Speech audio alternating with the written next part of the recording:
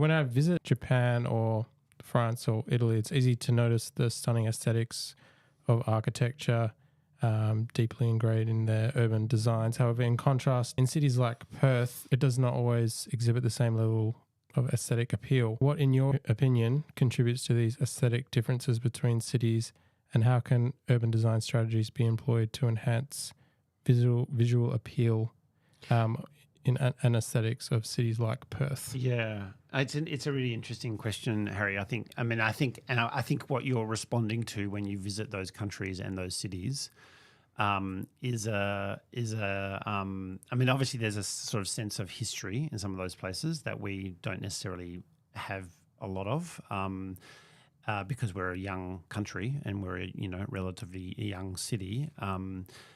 And I think probably there was decisions made in terms of urban design and planning, which got rid of a lot of our kind of older kind of built forms because they were seen as old-fashioned or whatever. And there was this kind of chasing of kind of a modern aesthetic. And so as a result of that, I think the character of cities kind of was diminished, really. I think there's also, there's this idea that, Australia has, a lot of space, right? We have the luxury of a lot of space. And so this kind of sprawl of our cities tends to be, that was kind of the planning mode for a long time. Everyone was kind of chasing their own little patch of quarter acre block, which turned into sort of 500 square meters or less, but everyone wants the house and garden kind of thing, right? And so and the kind of the sprawl in planning that generated is not something that you see in those cities in Europe. Is not something that you see. There's an idea in those cities of kind of urban density that we've kind of shied away from in Australian cities in a lot of cases. So I think that's part of it as well. There's this kind of idea that we all want our little bit of space and are not willing to kind of live in a more dense environment. And what comes with that is kind of public transport systems and ways to kind of get around the city efficiently, which I think anyone that's kind of experienced those large European or Asian cities can see that an efficient public transport system is really a key to kind of making a city work effectively. And I think there's been a real challenge of that in Perth. It's obviously kind of changing and improving, hopefully, with the expansion of the kind of rail lines. But it still has kind of there's a lot of kind of disconnection in outer suburbs in Perth. So I think that idea. I think there's also this. There's kind of high density living. There's apartment living, which I think has kind of increased in the city over the last number of years, and then there's kind of this idea of low density where everyone has their own little block of land and house and garden. But this idea of kind of medium density, in architectural, terminology, it's often called the missing middle. It's this kind of this middle density, this medium density living has been something that's been really challenging in Perth. And I think, frustratingly, in recent months, over the last several years, there's been a lot of work gone into design and working on a medium density housing code, which kind of describes how, what are the guidelines and what are the requirements for well-designed medium density housing. And that resulted in the development of these medium density housing guidelines, which unfortunately the government has just kind of shelved and put on the shelf after a lot of work that's gone into it. To the frustration of a lot of architects and a lot of kind of urban designers, that document is not going to really see the light of day. And I think it's a real shame because I think it is it was a great kind of guiding document on how to kind of do medium density well in terms of design outcomes. I think there's been a lot of things that have contributed to, what feels different about Perth to those other cities that you mentioned and those other countries that you mentioned. And there's still obviously issues in terms of sprawl and public transport that are kind of hopefully going to be addressed.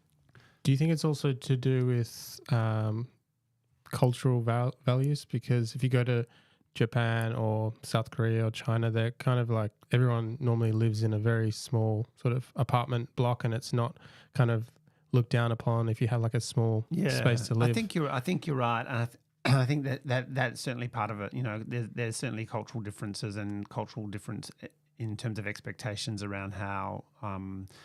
You know, in terms of how people live, but I think that's, you know, it's almost like, you know, putting the cart before the horse in lots of respects, because it feels like, you know, we've have this expectation that we all should have a house and a garden because, you know, there's traditionally the space for that to happen, and that's what kind of contributes to the urban sprawl.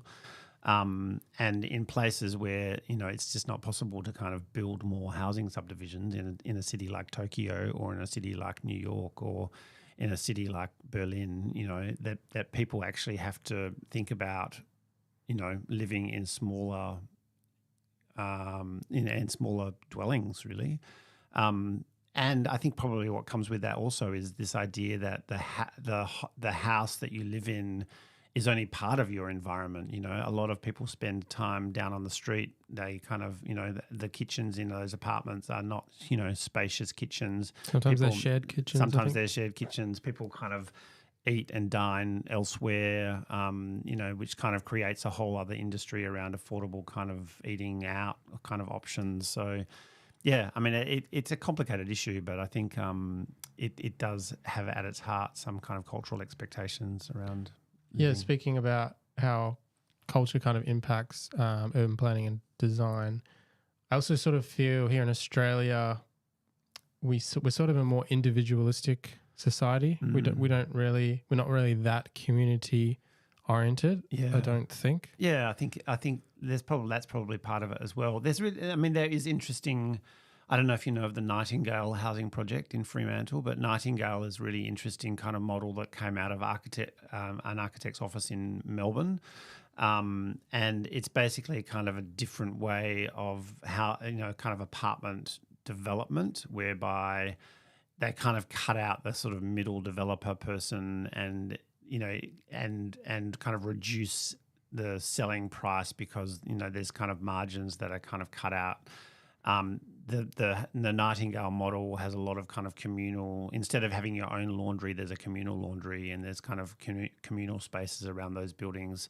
And I think the idea certainly is to kind of create a more cohesive sense of community in an apartment building.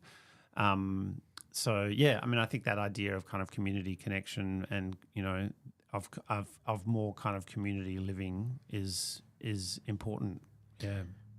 Yeah, as a young person and like a creative artist, I've like creative friends. We've kind of come up with the idea, and we sort of love to live in sort of one space as a community, which is similar to the shack building. Yeah, that's right. I mean, we talked about that before we started recording today, and the shack development over in White Gum Valley.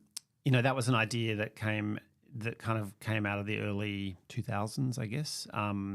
The subdivision at White Gum Valley was quite a heavily kind of applauded sort of sustainable, you know, environmentally a kind of efficient sort of subdivision and housing development.